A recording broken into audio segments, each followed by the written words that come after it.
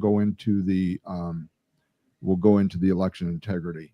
Um, well, before we start actually the conversation, I want to show a couple pictures of just roads and things that happened as a result of this, and then that hopefully will start the conversation. All right. So this is just showing a road that was washed out. Think of the force it took to take that asphalt and tear it up like that. Okay. The next one is Interstate 40, which I think goes between North Carolina and Tennessee. Is that right, Randy? Yep. Okay. So that was what was left of a section of I-40 after the river went by, which I think and you'll get into this, I think they're finally starting to rebuild I-40. Yeah. And they didn't identify which road this was, but it was an aerial view of at least a 2-lane road. And I don't know if it was part of a larger road or not, but as you can see where the river went through, it just decimated that road. So, we'll show this one too. Now, this is a little harder to see. Randy, tell us what we're seeing here with this tractor. Well, what you're seeing there is a tractor that was literally ripped in half in the flood. I actually took a load of hay to the farmer that owned that tractor, and he didn't really say too much, that they were really hurting for hay. A lot of people don't realize that a lot of things have been taken care of, but the farmers seem to be last on the list, and there's a lot of them that are struggling to feed their livestock. So they were in a 911 situation a little bit, so hurried up, took a load of hay down there, and I talked to the guy some, and he didn't say much. He just said, well, I lost the tractor, and talked about his neighbors and the issues and the needs that they had. So after the fact, after I'd gotten home, I was talking to one of the women that helps us organize these deliveries, and she asked me if I'd heard his story, and I said no. And she sent me the picture of that tractor, and she said that when the flood came, he was on that tractor, or he was doing something, I don't know every intricate detail, to try and save his livestock and horses. And the water was rising. He realized he had a problem, so he was working at that. And apparently the wall of water came and it washed. He was on the tractor. He was on that tractor when the water washed it away. And it was literally ripped in half. And the front half of the tractor is still missing. They never found the front half of that tractor. Jeez. So he nearly lost his life. He lost a lot of his livestock, a bunch of horses and cattle. He nearly lost his life. And, it was just a small stream. It wasn't a big river. It was a small stream. It just turned into a wall. Jeez. And, it's the power of the water. The power of that flood is amazing. It really is. Nobody really understands the force behind water until they experience it. Yep. So tell us a little bit about how you and Kim got involved.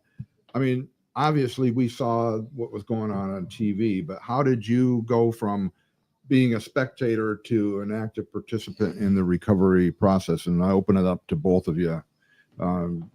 Take it away. Whoever wants to talk first. If you want to go ahead and tell them what happened with the Last Reawaken tour and what we did there and went from there, I'll have at it, Kim. I'm not really sure what you're referring to. Sorry.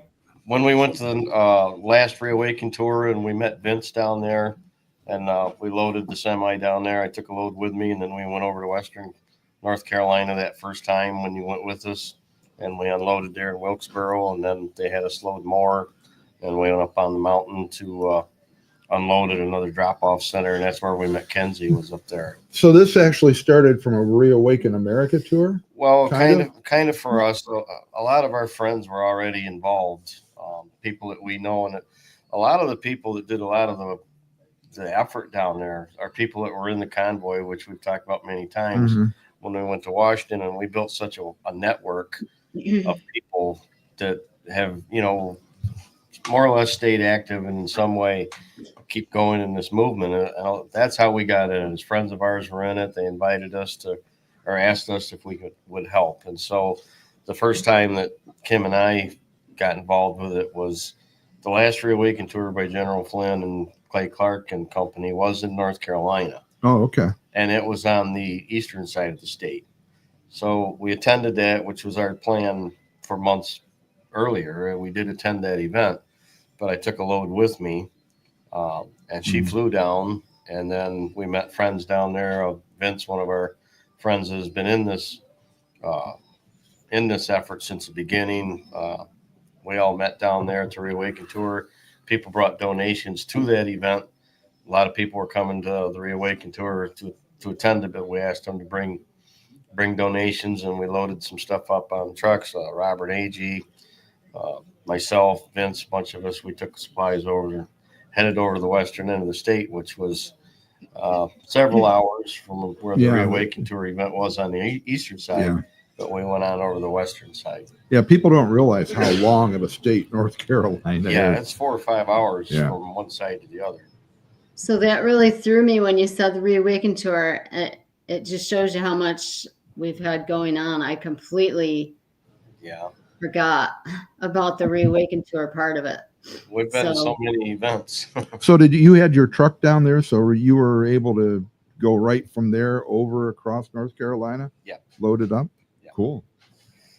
Yep. So all right. So for people that don't know Randy, he has and I'm probably going to mess this up, but a logging company. Yes. Okay. Which he has a lot of heavy equipment Yeah. and trucks and trailers and all sorts of stuff. So he is well equipped to take this kind of a activity with all his heavy equipment. So did you ever get down there with any of your logging equipment? Because you were talking about that at one time. Yeah, we were talking about it, but they actually ended up kind of putting a hold on that. What happened was when they got the trees that are blocking your driveway or blocking the road, they're going to be after that in a hurry, and they did that. And before we could get organized to really get anything going to get equipment down there, which would have been very expensive to run that heavy equipment down there on the low boy, but we were preparing to do that. Well, in the meantime, they got some organization, I guess, put together with it. And the trees that were farther back, it turned out they were kind of running that through an organization to send people out and delegate them. You go here, you go there. And it kind of got lost in the shuffle and got involved with other things because it was kind of hung up. It was kind of held back a little. They got the most urgent stuff out of the way quickly. And then the secondary stuff they're still working on and will be for a long time. Are they trying to salvage that? Yeah, then they'll never get it all because when you start getting into warm weather, those trees that are down, they're going to start getting infestations, bugs, and dry out and whatever, and they have a shelf life. Mm-hmm. And there's so much timber down, it's just absolutely staggering the amount of timber that's gone down, and that also becomes a forest fire hazard. They're having problems with forest fires down there too. So when it's not raining and flooding, it takes a few days, it dries out. Next thing you know, we have a forest fire. So they've really got their hands full down there. We had one guy that in the flood, he lost his barn. It was one of the bigger farms. A lot of them are small, but this is one of the bigger ones. He lost his barn, his hay, he lost a lot of stuff, had a lot of cattle to feed. I don't know all the details again of every story, but one way or another, he got a new barn built, got it filled with hay. Next thing you know, one of the fires comes through, burnt the new barn down, burned all the hay, burned his pickup, burned his equipment, lost everything again. Oh my gosh. So here we go again. We got to get this guy back. Well, there were Amish there building tiny homes and other people bringing sort of tiny homes. They were almost like a little, it was on a trailer, little, just like one room things that, for people to have some shelter. And of course the government got involved and stopped all that for a long time. But you know what? The Amish never stopped. They kept going even when they were told not to, and they kept building and providing people with homes because these people were in tents and it was getting cold. And so, that's a huge win in my opinion, because the Amish, they just keep going, and that's their, what's that? Go ahead, Jim. Kim, you just brought it up where you said, the government stopped that. We heard stories about the government, FEMA, holding up relief efforts. Is that true? There was Absolutely. There was some incidents of that. I don't know if it's as big as they purported it to be, but one of the biggest bricks in the road that they did was these tiny homes. and they brought up all the code issues, and they had, well, there were several groups, but one group of Amish had built like 100, and they were beginning to put people in them, and just like she said, next thing you know, the government steps up, oh, you can't use them because they don't fit code. So Yeah, there but was- they'd rather have them out in tents, right? Exactly. Yeah. So I'm like, Yeah, tell me- common Yeah, sense- because, you know, tents meet code, right? Oh, yeah. Yeah, it's right on the first page, I think. Yeah. So Right. it took a few weeks. We finally, they got around that eventually. But as far as the money goes, there was money released that was supposed to be used for that type of thing, rescue and recovery, and it was going other places. So they were able to, well, I think it was a couple million, wasn't it, Randy? That they got released to finally go there. But Yes. it took a while. It did. Released through FEMA? Yeah, I actually, believe so, yeah. FEMA had money that was earmarked to help the illegals.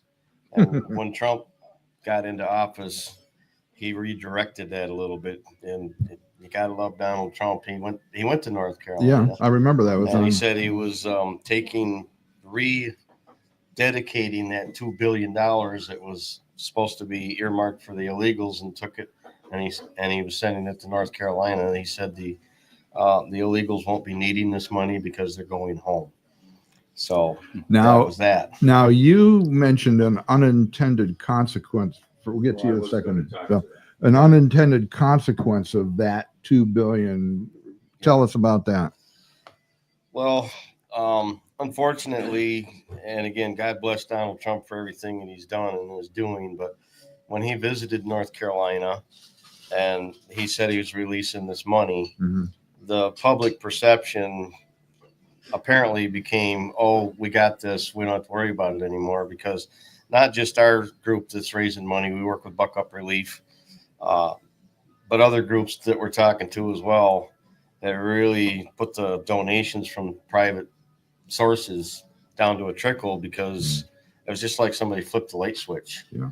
You know, and unintended consequences. People just perceive, well, first of all, it's getting to be old news. It's been a while, and then the public attention span is kind of short. Yeah. And then you have President Trump come in there and say, well, we're going to take back the $2 billion that should have gone there. We're going to send it there, and people decide, well, everything is okay. It is not okay. I mean, a lot of progress was made. They're cleaning up debris. I think almost all the people that were in tents, and there were a lot of people in tents, which I saw with my own eyes. There were a lot during some of the bitterest, coldest part of the winter. But that problem has more or less been cleaned up one way or another since what Trump got in. But there's still a lot of issues. Which is why we're talking about this, because the news cycle is so short and people's memories are so short. But there are still people down in North Carolina that have literally lost everything they ever owned.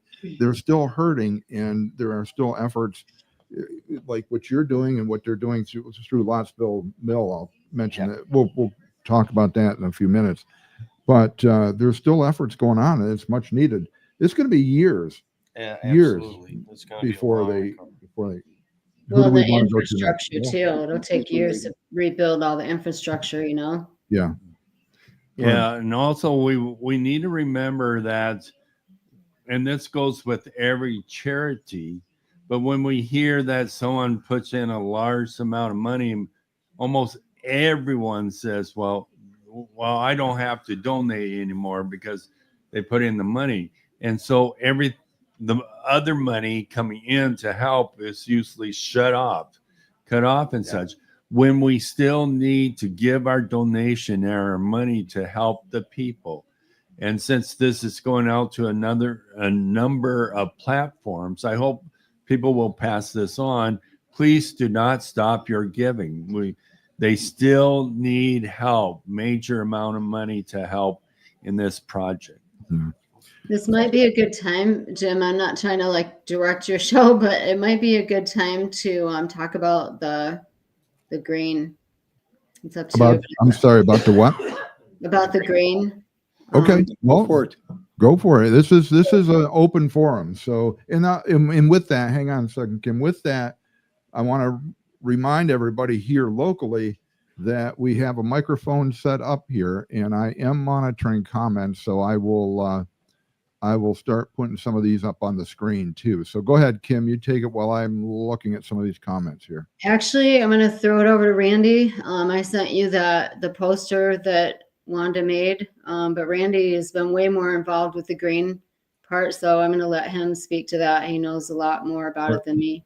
Now, are you talking about the Lottsville project? Yeah. Okay, Correct. I'm going to put Yeah. this poster up here. Okay. I was asked by some of the farmers down there. I got involved a lot with the agricultural end because, number one, that's one of the ends that's been most neglected, most devastated. And number two, I come from a farming, logging, rural area. So that's kind of my circle of influence and things that we could get to. So they asked us for a load of grain, which runs into a pretty hefty amount of money if you get a semi-load of grain. So we decided to put a fundraiser together, and our friends Todd and Wanda Johnson, who have Lottsville Milling over here in Lottsville, Pennsylvania, they've been super. They've done a lot. They've really helped with this effort in many ways other than just this. And they own a feed mill, so I talked to her first, and she jumped right on board. So she actually went out and talked to her wholesale supplier, which is ADM Grain Corporation, and they agreed to match funds with whatever funds we could raise to get this load of grain put together. The total cost of this load of grain to purchase the grain and transport it down there is $20,000. So that's a pretty sizable hit. Mm-hmm. So ADM Corporation agreed to match funds. Our goal, we set up a fundraiser. It was a goal of $10,000, knowing that ADM would match the 10 and we'd have the 20. Right. We're very close to that goal. As a matter of fact, we're hoping to be able to pull the trigger and tell the grain corporation to go ahead and mix the grain. We pretty much got it next week, but we are trying to wrap that up. We're a little bit behind on having quite enough, and so we'd like to bring that to people's attention. For everybody that's watching this online, and you see the poster there, you see the address there, Lottsville Milling, 17235 Route 957, Bear Lake, PA, 16402. That's if you want to send a check, if you want to make a donation to this group, you can write the check out. Who they make it out to Lottsville Milling, and send it to that address and put in the comment section or whatever the check for the relief effort, in North Carolina, and they'll make sure that it gets to that. Yep. To that thing. So yeah, that's and I'd like to point out that we're not the type of donation group that takes 80% of the money for administrative duties. So this is 100%. 100% of these donations go towards the purchase and the delivery of this load of grain.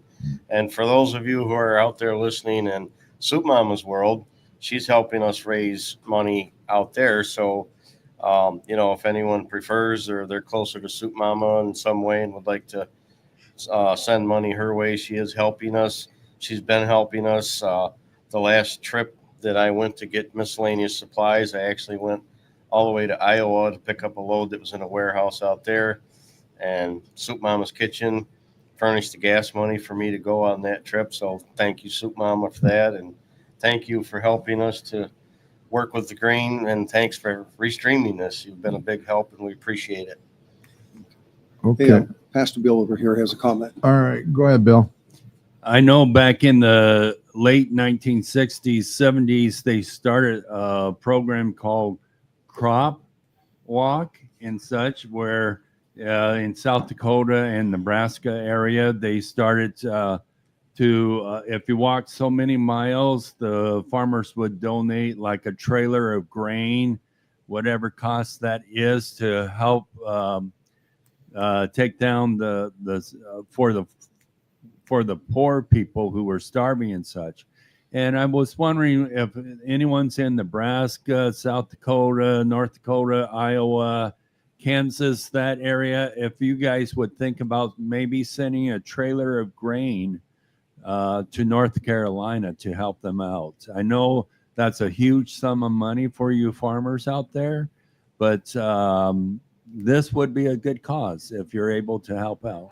Now, there was a time you were telling, this was in a conversation you and I had, where some of the farmers that had either cattle or horses actually had to face the choice of euthanizing their herd or getting food because they just did not have anything to feed them. Early on, there was a lot of trouble with pastures and fences and everything had gotten washed away, and the animals were kind of free range, and they were, they didn't have much going on in the way of relief coming in or whatever. And there were some reports from Tennessee, Kentucky area that they were facing that ugly choice. And I know that some of the animals finally were picked up, and I don't know, they probably had to sell some and find feed and do whatever. But yeah, it was getting desperate.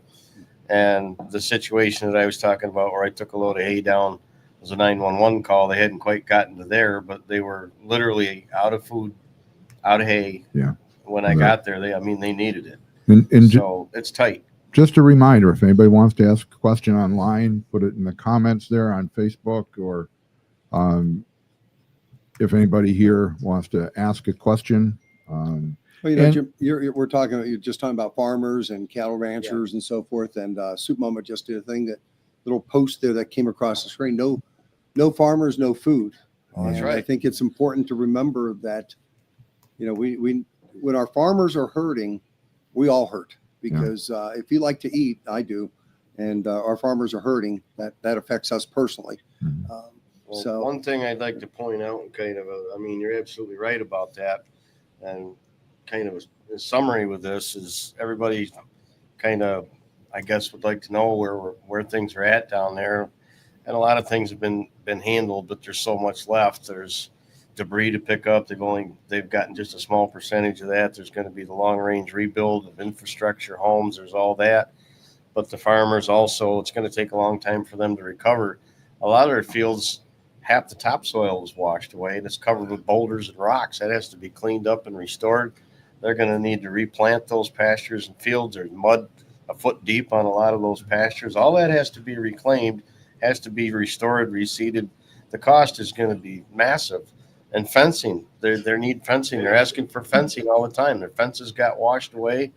We've been taking down fence posts, but any kind of fencing is something that they really need. So the farmers got a lot to do to reclaim their fields and get their pastures going and whatever. So who are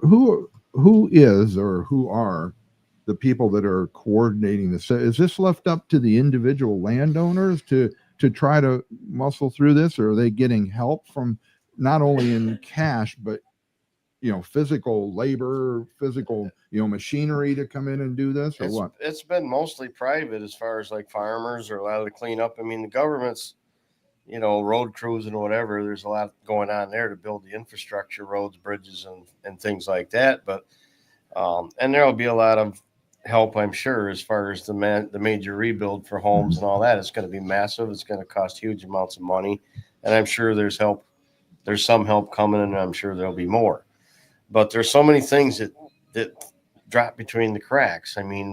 A farmer loses his storage shed and he loses a bunch of his equipment. There's people down there that was asking for a set of sockets because they didn't have a wrench to fix the car. They have nothing. Their shop, they have nothing.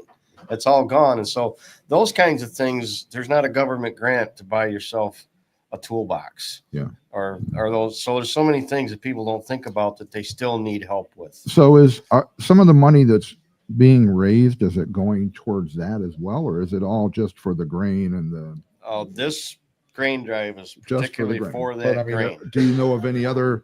Soup Mama, I'll ask you too if you know of anything that is going on to help rebuild the lives of these people, not just the food that the livestock needs.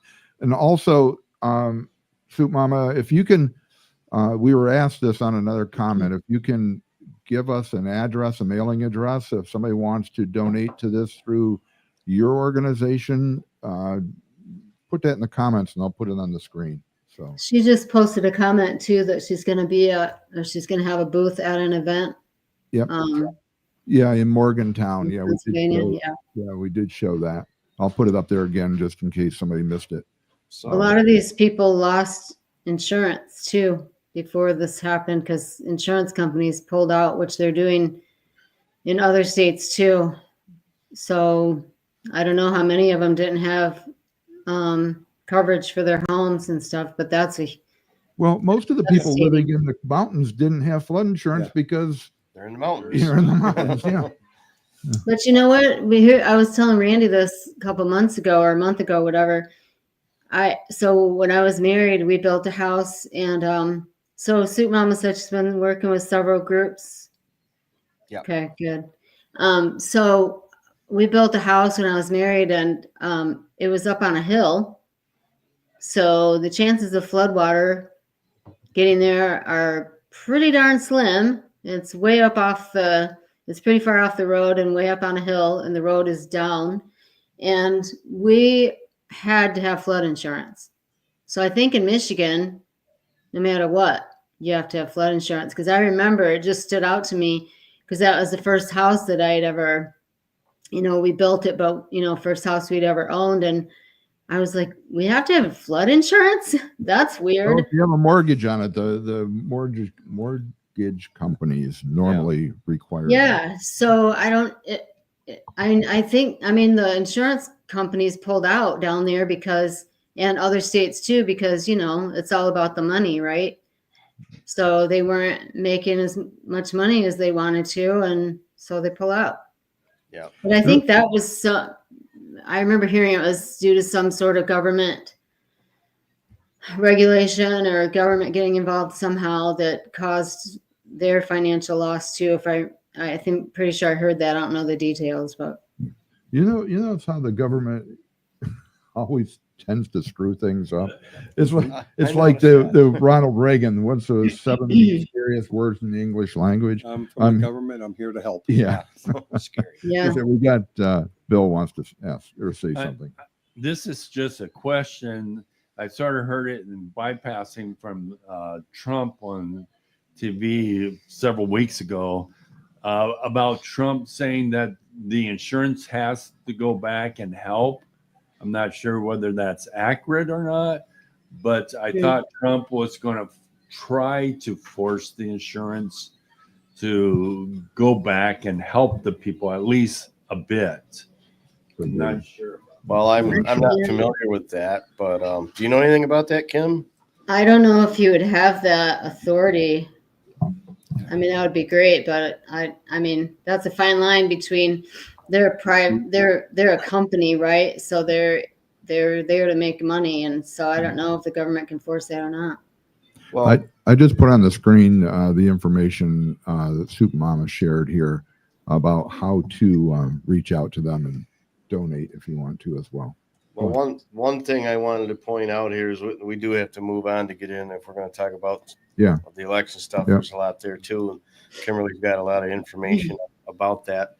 But I wanted to give a shameless plug to the group that we're working closest with is Buck Up Relief Mission, and that's who we're working with. It's on the flyers there that we have with Wanda's Mill helping out. That was that small box down at the corner. Yep. Unfortunately, and, it's kind of small. They've done a lot of good work.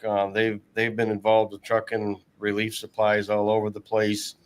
And I wanted to point out, again, we've talked about the farmers and the needs that they have. One of the biggest challenges that we have is enough fuel money to move the trucks, to move the goods. You pull up to a fuel pump with one of those semis and you can spend $1,000 before you even blink. And so it costs a lot of money to move this stuff. And again, in the beginning, when this happened, there was a pretty good flow of money to help with the fuel costs. The short memory, the news cycle, all that stuff is coming into play. And we're having a very hard time getting enough money for fuel to move the goods. So we've got goods that have been sitting around and it takes a minute to get them because we're struggling with that. So I'd like to point that out, and Buck Up Relief Mission, look them up and find their donation site. If anybody would like to help with money to move for fuel to move these supplies, that is in desperate need. Okay. So, you can donate all day long, but we have to get the donations to the people. I want to say something real quick about that too. I just want everyone to know we're just all regular people. Like Jim said, you know, when we started here today, we're just all regular people. It's hard to take the time and make the effort, but you know, but for the grace of God, there go I, right? It could happen to any of us. And what doesn't get talked about very much are things that happen in the background when people are making these efforts, because we still all have life going on and life hitting. And unfortunately, when you get organizations doing things like this, sometimes there's a bad egg in there and they run off with some of the money or donations, and it hurts other people that are trying to help. And so the thing is, you know, we put God at the forefront and we just keep going. And so it doesn't mean that, you know, it's not easy. And it's a huge effort by a lot of people. And no matter what we run into, we keep going. And there's been some people hurt in these efforts, you know, financially. And but we just got to keep going and hope that God will restore, you know, that to them. So it's not easy street. So everybody should get involved, even if you do $5 or $10, you know, to help. I mean, we don't have time to get into it, but Kim and I could tell you a couple stories, and other people too, about the challenges that we run into moving this stuff. And, you know, like I said, I don't have time to tell a story, but it's not easy. You know, the trip I just made to Iowa and back down to North Carolina, hugely challenging. It was an ice storm most of the way. You had to put the chains on the truck when it got in the hills down there to get around. And it's not easy, and it is just regular people. And a lot of people that her and I are associated with, and it's not just us, there's a lot of groups, but it's the convoy people. The alumni of the convoys have had a huge part in helping with this relief effort, and will continue to be.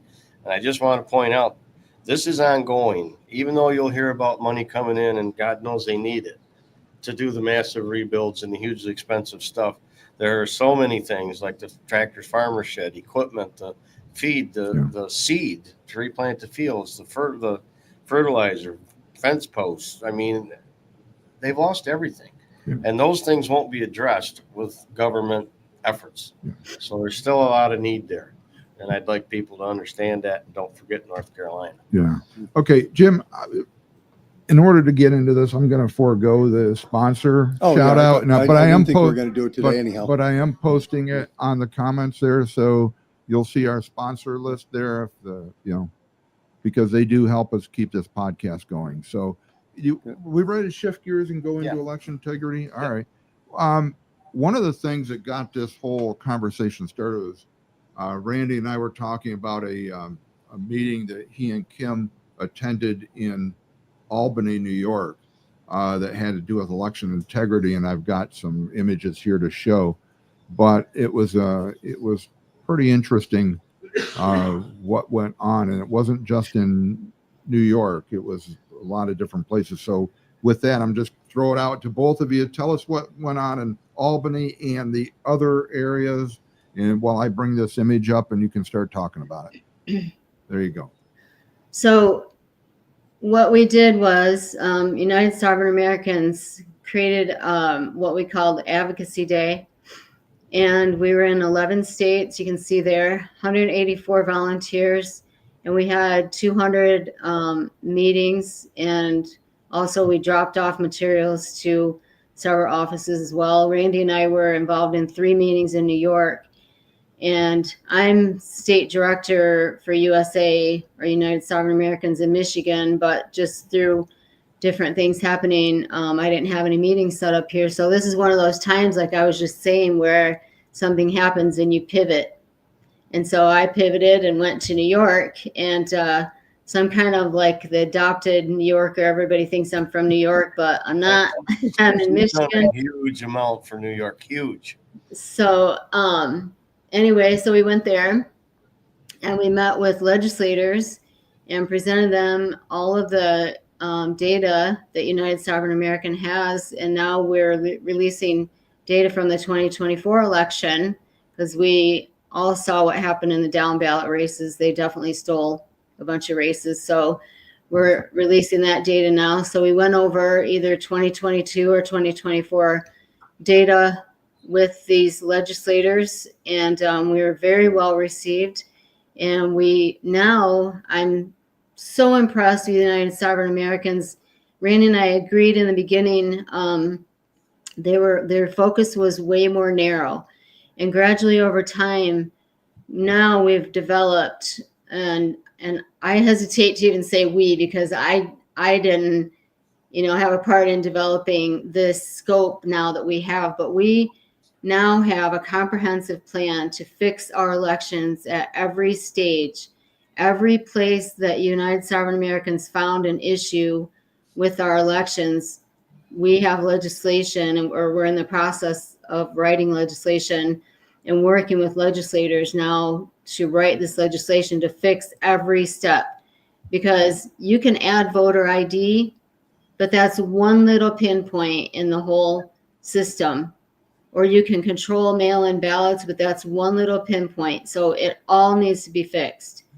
So we were very well received, like I said. And so we're continuing with that. We're following up with these legislators. For the most part, I mean, I heard a few stories of people not being that well received, but for the most part, we were very well received in every state that we went in.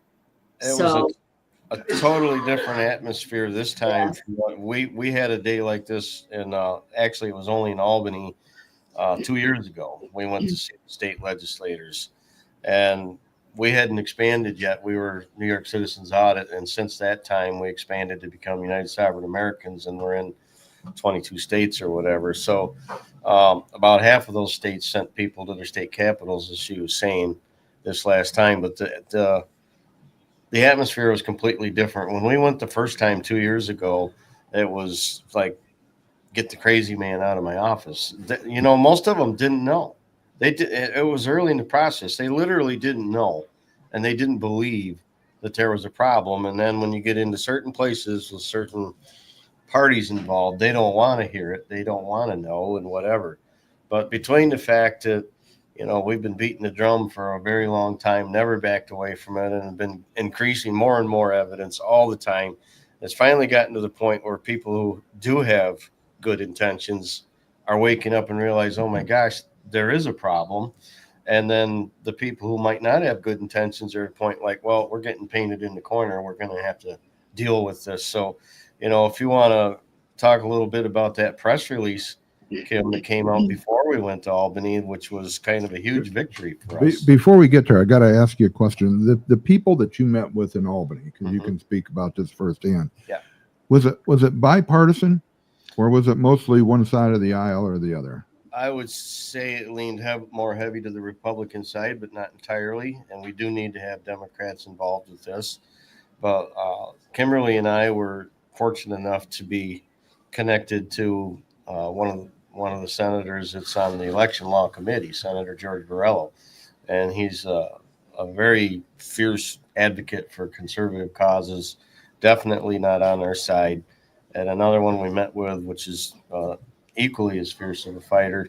Also, I know him well, and we're fortunate, as Assemblyman Dave DiPietro, and they told us they're ready to sit down and help write legislation and work with us to see if we can fix these issues. So 2 years ago, it was, we were not well received. It's like, get the crazy guy out of my office. I don't know what you're talking about. And we had the evidence to lay in front of them, but it was just a new idea, and they didn't know what to make of it. But now, when we went back this time, completely different story. Well, let me ask you this. Was there, when you talked to them, was it in generalities, or did you get into some specifics? And if you did, I mean, what was the biggest topic? Was it mail-in ballots? Was it the machines? Was it voter ID? What was? Well, it's everything. Why don't you go ahead with that, Kim? Talk about that. So what we did was, so different groups did different things, and we had so much information. So Randy and we went with another member of USA named Alan. And so I kind of extracted some of the information that we had and then went through it kind of step by step. So I threw out some numbers as far as the the audit numbers that we came up with. But then we really mostly focused on the fact that we want them to work with us to write legislation to fix it. So that was pretty much the focus, to continue the conversation with them and to get them to agree to sponsor this legislation, work with us to write it, and then hopefully get somebody from the Democratic side to work with us as well, because it needs to be cooperation from both sides to get it written. Right. So the reason I ask that is because there still is a concerted push, not only in Pennsylvania, but all around the country, to get rid of these voting machines because, you know, speaking from somebody that's in IT, I'll guarantee you they can't be 100% guaranteed No, unhackable. I mean, they're absolutely not guaranteed. They're not certified to the proper No. standard at all. None of the machines throughout the country, and it's so not did that come necessarily. up though? Well, not no, yes. not a lot. I mean, Um, it's part of the whole picture. right. That's so they used to not be focused on machines at all, United Sovereign Americans. But that's what I was saying. Now our scope, it's full, and it covers, mail-in ballots, voter ID, machines. So at every point in the election where there is an issue, they want to write legislation to cover it all. So it's very comprehensive now. I have a question here because this just popped in my mind. So we're talking about fraud. We're talking about corruption. Has anyone heard any discussion from, say, Elon on his Doge committee to investigate voter integrity, election integrity? I think it's been mentioned by them, and we've talked about it for sure in USA. And what Marley, the CEO of USA, says, we are the Doge of elections. So we've already done the work that Doge is doing everywhere else. And Marley was actually just at one of his golf courses in Florida, making a presentation there. So we're getting closer and closer. And we've been told that the Trump administration is well aware that we exist and of our information and data. So we're working our way up there. And now that we're getting more cooperation from legislators, eventually I think we'll get all this information to him. And, if somebody can actually get it to him and present it to him in a way where, he can take the time to actually absorb it, I think we'll have a leg up, where we have the plan for the legislation already spelled out. We have a really awesome flow chart that's been released publicly that shows every step where they've found a problem and where legislation needs to be written to address it. So, I mean, there's some legislators that are writing, things or legislation so only people who are U.S. citizens can vote, or mail-in ballot, something like that. But we need to bring it all together and write legislation for every part. You brought up an interesting point, and I know this really isn't the focus of Doge on election. It's more on the fraud and waste in government. But think about all the tech people they've got employed by Doge. They're writing these, what they call crawlers, to go through the systems. And that's how they can uncover all this fraud so quickly, because they don't have to look at papers. They have algorithms. They got computer programs that are AI. They got computer programs that are going through the system and uncovering these things and reporting them back quickly. You'd think they could do the same thing for the machines and the code behind the machines. Okay, so that'd be interesting. Anyway. So if you guys, there's a man named Jerome Corsi, Dr. Jerome Corsi, and he is actually working with the Trump administration, showing them the algorithms that exist in the voter rolls, and maybe the machines too, but for sure the voter rolls. So that's, again, it's just one little part of the bigger problem, but at least we're making inroads to get to the Trump administration. And I think you know, the further we move along, if the more legislators we get to cooperate, the better chance that we'll get to the Trump administration and get this accomplished. Pertaining to the Trump administration and machines, Trump has said several times we need to get rid of the machines, and he wants to do that and vote on paper.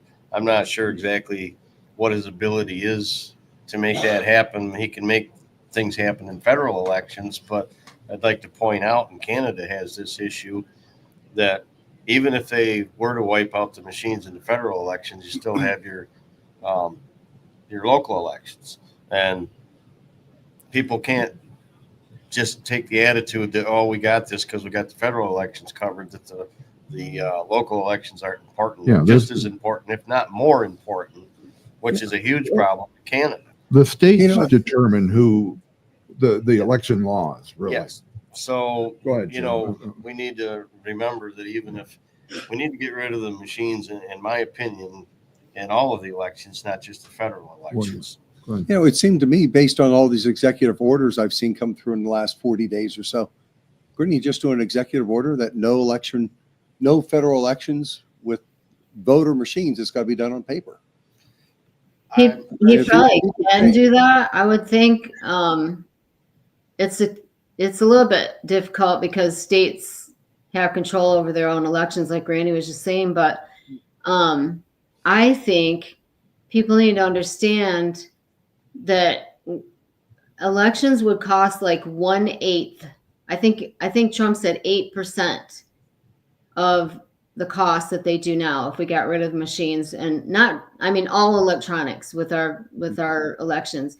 So I think people need to understand, if we get rid of machines and electronics for federal elections, why do we want to keep spending that kind of money for only state and local elections? So people need to push back on their local government and say, we don't want to spend this money especially if it's only for state and local elections. We don't want to spend it anyway, but especially if it's only for those elections. And I want to throw in here too, and Randy and I met with his county election board a few months ago. And so I'll let him tell the story about that lawsuit. But what I want to say too is, in my county, so I live in a super conservative county in Michigan, but all surrounding me are more liberal counties. And boy, do they want my county. My town years and years ago was known, there was a KKK grandmaster that lived north of here. And so somehow the reputation migrated south to my town, and it's only a few miles from where he lived. And so now these supposed Nazis are coming into my town and having all these protests because they're trying to resurrect this lie that my town is racist and we're a bunch of Nazis. And then so they yell, "We love Trump, but we're Nazis," right? So there's been all kind of controversy around that. Well, I have learned in my little county, my elections director is very naive, and these vendors for these election companies have come in and told them, okay, you're getting new printers, so you have to wipe out all of your old information. In what world do you not have enough common sense to know that you don't need to wipe out all of your information to make a new printer work? So, but they convinced him of this, and now, so that was in 2020 when I spoke to him about that, or 2022. And just now, a couple of weeks ago, I tried to get our cast vote records again for 2024, and I get a PDF file. And when I got them in 2020, it was an XML file. A PDF file is not easy to analyze. You have to jump through a bunch of hoops. So little by little, they're making it less and less easy for the public to analyze and to look into what's going on inside the machines. And so even in my little conservative county, and you know what, the director of elections is completely clueless. That Completely happens a lot. clueless. And she alluded to, we went to a meeting at the Board of Elections in my county right here, neighboring county, Cattaraugus County, New York. And there's some of that there too, where they just simply don't know. And we were there with our good friend, Professor Clements, who has the law well in hand. He's probably one of the foremost experts in the country. And so they come out with some of their narratives, and he corrected them. He's like, no, that's not how it works. And he brings the law right up and shows it to them, and their jaws drop. A lot of times they don't know. Mhm. And then another problem is that the county level takes their orders from the state level. And this is where we got into a situation there. We wanted the cast vote records, which in her county, she was able to get them, but they made it difficult to analyze them. In New York, they go another level. They won't even let you have it. And that's a violation of federal law. Federal law says that the cast vote records shall be available for public consumption at all times. It's part of the auditable material. So the federal law says that they have to give it to us. New York State passed a law that says the county boards can't give it to us. That law is null and void because federal law supersedes state law when it comes to a federal election. So we filled out a FOIA request for the CVRs because that will show us patterns in the machine that will clearly show that something's wrong. To make a very long story very short, that's a big oversimplification, but that's what we're looking for. So they denied it, the FOIA request. They told us they were going to deny it. And we told them when we were at the meeting, well, let's start the process. We'll put the request in and you deny it and we'll go on. So they denied it. We appealed it. They denied it again. And so we filed a request for a declaratory judgment from a federal judge. I took it to federal court. We have a federal lawsuit. I'm suing Cattaraugus County to force them to turn those cast vote records over, and it's going to have statewide implications, I suppose. Okay, so for some of our viewers that may not know, give the Reader's Digest version on what a cast vote record is. I was just going to throw that in there. So I should find that when I first start talking about it. Basically, in simple terms, it shows what's going on in the machines.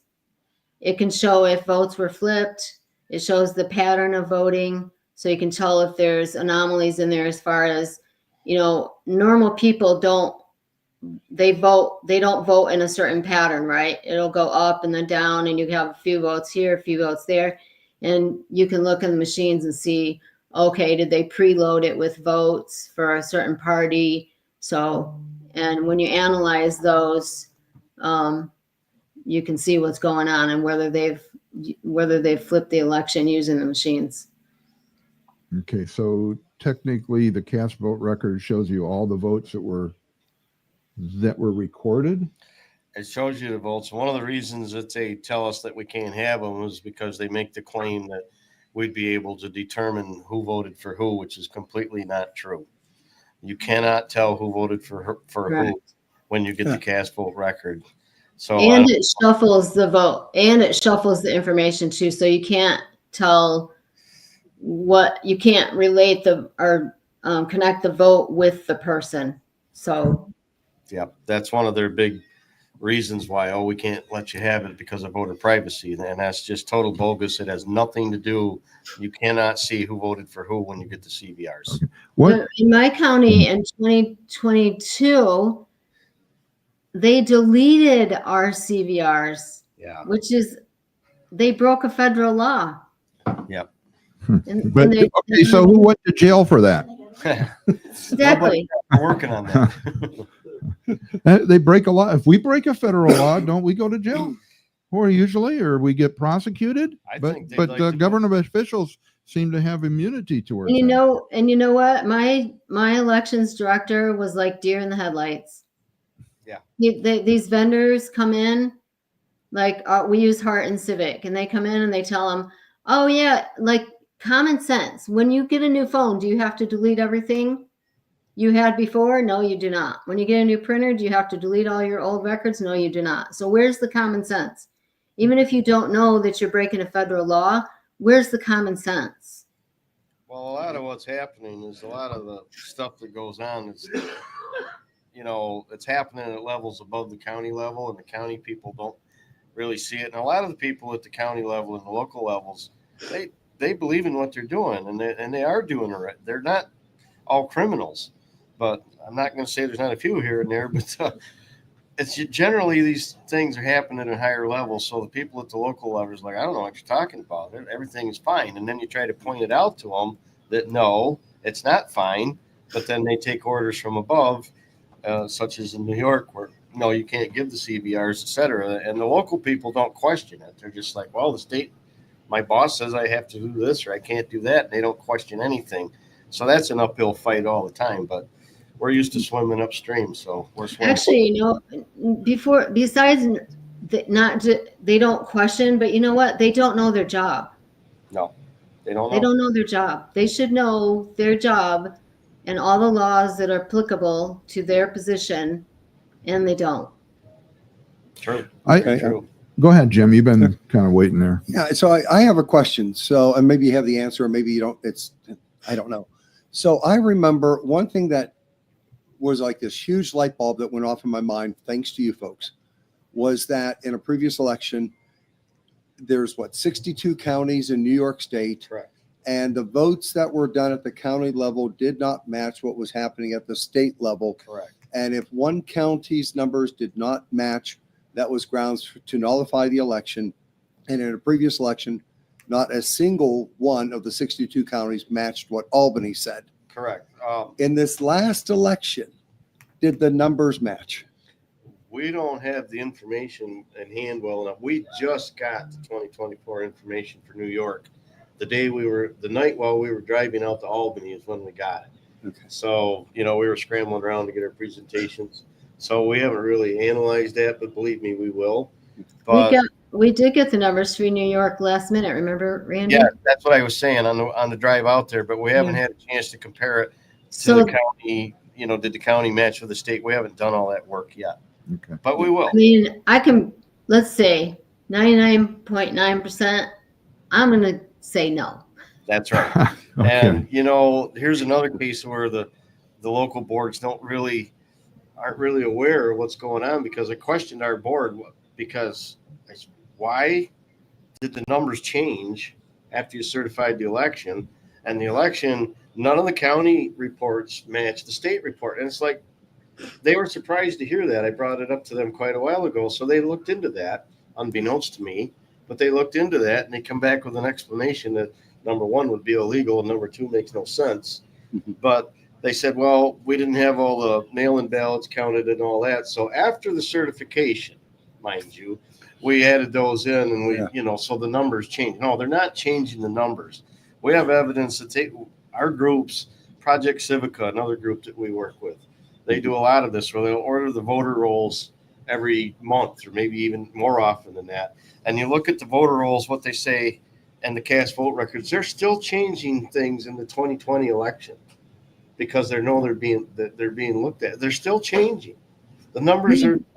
So They're changing things that you would not expect either, like the location of where someone voted, or their address, or like things that you wouldn't think they would bother to change. And I kept asking why, and I don't remember who it was I asked the other day, Randy, but they said it's because they want to make it look like, I think it was Kevin Goggins from USA. Yeah.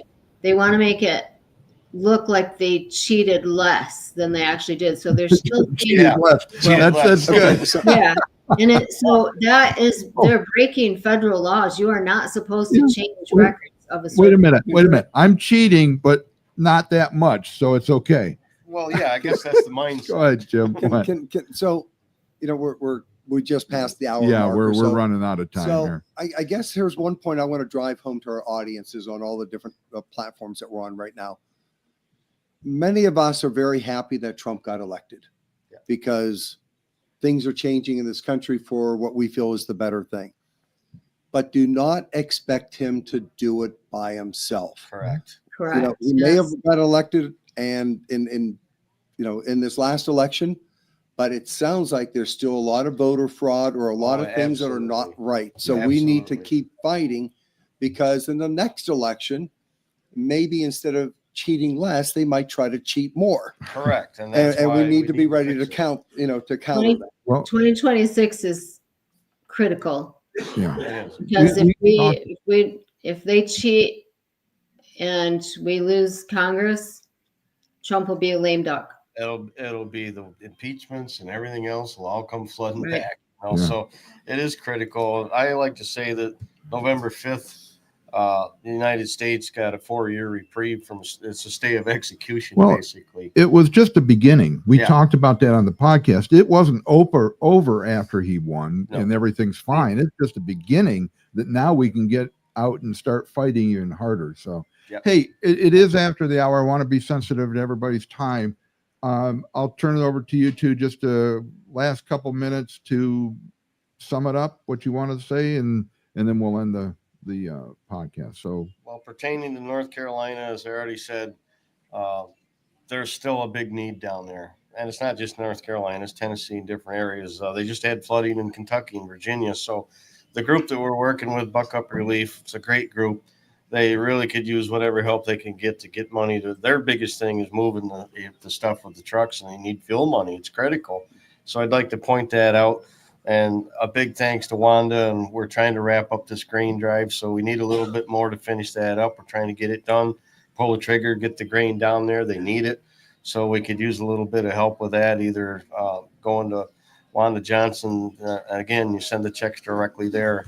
So those are things. There's a lot of needs, so don't forget us. Don't forget Buck Up Relief. Don't forget North Carolina. okay.